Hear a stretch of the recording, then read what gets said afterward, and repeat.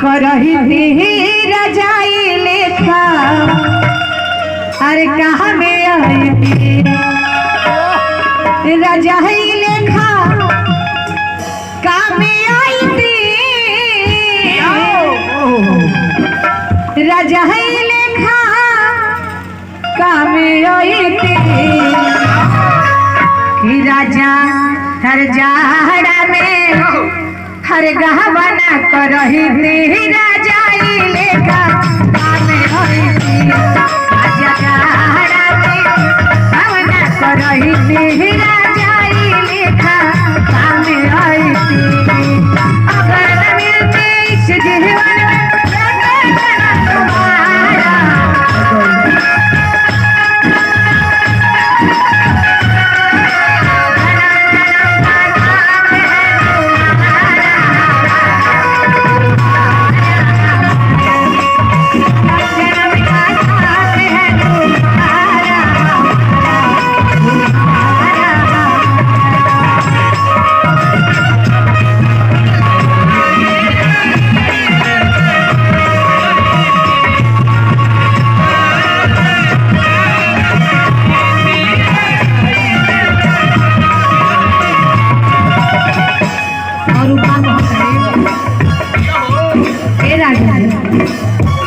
तुम्हारा बात काहे नहीं सुन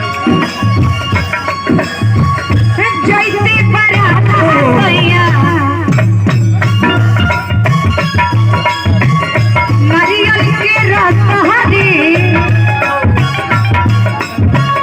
ओ कहीं फसाई थी कहगरी में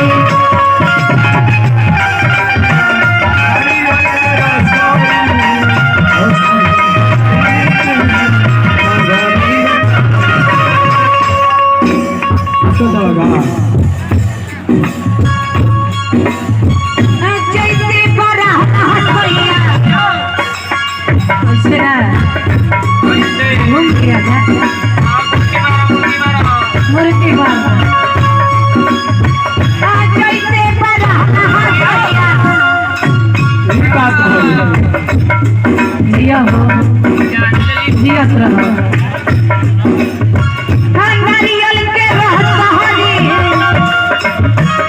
वो सही फसाई थी कहगरी में